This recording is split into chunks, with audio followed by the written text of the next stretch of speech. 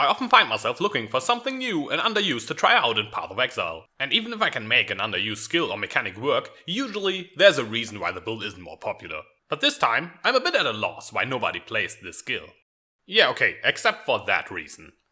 I am of course talking about Ice Spear. The idea behind it was that with all the crap that the Flashback League would throw at me, I wanted to be able to freeze everything instead of having to deal with it. And the best way to achieve that would be a crit build, of course, as a crit always procs freeze on the enemy. With its 7% base crit chance, Ice Spear seemed like the perfect fit. And not only that, in its second form, Ice Spear gets 600% increased crit chance for free. That's an extra 6 times 7, so 42% crit chance. But second form? What exactly does that mean? The way Ice Spear works is, when you fire it, it starts off in its first form. In this form it does not have the crit bonus, but it always pierces its target. After traveling a set distance, it changes to its second form. In this form it does not pierce anymore, but looks super fancy, and now has 600% increased crit chance. That means you do not need as much investment as other spells do to reach an insanely high crit chance. This is perfect for starting out new in a short league, as it is very budget friendly. I managed to scrap up this gear early in the 1-month hardcore race, with just casual play after an expensive rip on day 2. Depending on the content I am running and whether the party I am with has a dedicated cursor or not, I run either Asenath's Gentle Touch as a more defensive option, or Facebreakers for more Dakka. The Temporal Chain's curse slows monsters down a lot, especially in combination with being chilled from cold damage, and it also increases the duration of freezes. Facebreakers, on the other hand, are a great way to get an additional 60% crit multiplier. I got 43% crit chance in the first form, that means 85% crit chance in the second form. With that high of a crit chance, crit multiplier does a lot for our damage. With Facebreakers, my tooltip DPS currently sits at around 14,000 DPS on a 5-link. The tooltip is not very accurate though, as it does not include the crit chance bonus from the second form. The support gems I'm using for Ice Spear are GMP, Spell Echo, Cold Penetration, Increased critical damage, and hypothermia. I also have a 4-link single target setup for killing bosses. The passive tree is built around crit chance and even more around crit multiplier. For jewels, prioritize life, freeze duration, crit multi, and spell damage. We get hybrid ES life nodes to support the use of the Eldritch Battery Mind Over Matter Zealot's Oath combo. For those of you who do not know how this very popular combo works, here's an explanation. Eldritch Battery removes all energy shield from health and puts it onto our mana. That means we now use energy shield before mana to cast spells.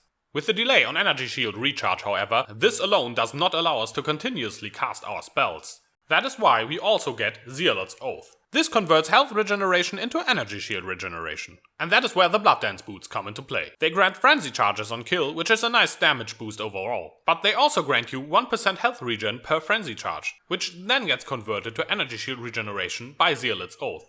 Lastly, Mind Over Matter makes up for some of the defense we lost by redirecting 30% of the damage we take to mana, which is protected by energy shield. The upside of this is increased mana sustain and a greater effective health pool. Also, we can now reserve 100% of our mana for auras and buffs. The disadvantage of this is after taking a huge hit you find yourself out of mana, which is never a good situation to find yourself in, especially in hardcore. And we also do not have any health regen. I found that around 1000 energy shield is enough to sustain Ice Spear's high mana cost on a 4-link, and around 1.5k was needed for a 5-link. A 6-link I would suspect to use around 2.5k? But I haven't really tried a 6-link setup yet. The EB Mom Zeo combo does need a lot of investment for something that isn't even sufficient as a sole layer of defense for high-end maps. And while Incinerate, for example, can add block as an extra layer of defense, a crit spellcaster needs to invest into crit, and often does not have enough points for that. By focusing so hard on crit and crit multiplier for damage, the playstyle of this build revolves a lot around hitting mobs with the second form of Ice Spear. This requires good positioning and sometimes a bit of kiting, which makes for a very engaging and strategic playstyle. But of course, this playstyle also has some weaknesses to it. Since you want to keep your distance to the enemy, everything that jumps in your face like Flicker Strikers, Leapers and Shroud Walkers become even more annoying than they already are. For the most part, you can freeze mobs, even rares and bosses, before they can even get to you. For the same reason, Proximity Shield can screw you over pretty hard. But outside of Flashback League, this mod is way less common, so it shouldn't really be a problem. I use a Flame Totem when I need it to distract mobs, deal with Proximity Shield, and Corrupting Blood. And I use the Sapphire Flask to deal with the occasional Elemental Reflect monster. All in all, it's very astonishing how much damage this build can do on a very low budget. I was able to complete all my challenges in the 1-month hardcore Flashback League with it. So I would still say this build is hardcore viable. If you enjoyed the video, subscribe for more content like this in the future. I try to release at least one video each week. I also sometimes stream on twitch.tv/itsyogi.